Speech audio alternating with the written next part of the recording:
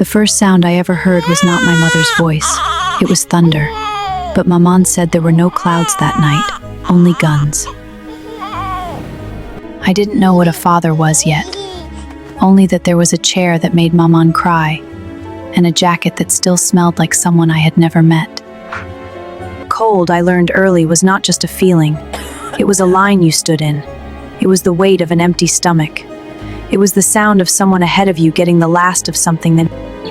Papa's letters always arrived folded in thirds and slightly damp. I used to think the war was a wet place. I wasn't wrong. The earth was not supposed to shake. I know that now. But for the first years of my life, I thought that was just something the ground did. Trembled, like us. My rabbit's name was Maurice. He only had one eye. Maman ran out of buttons. But I loved him for it. In those years, most things we loved were missing something. My first steps were on broken ground. I wonder sometimes if that is why I have always walked carefully, always watching where the next thing beneath me might give way. They marched with their chins down and their boots loud, but one of them, just one, looked at me like he remembered what it was to be small. I never forgot his face. I never knew his name. Maman always said she wasn't hungry. I was young, but I was not foolish.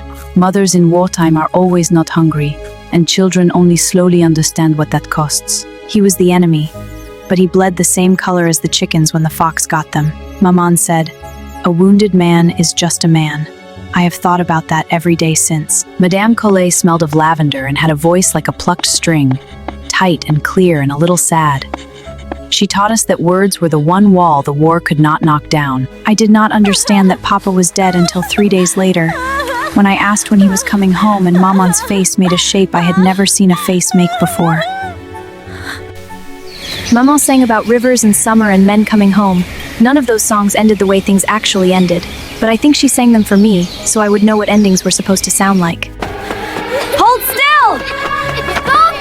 Fear, I learned that day, moves faster than legs. It had already arrived in my stomach before I heard the bell finish ringing.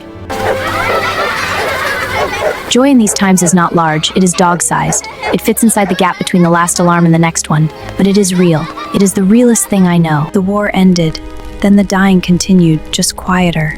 I remember thinking, perhaps death is patient. It only changes what it wears.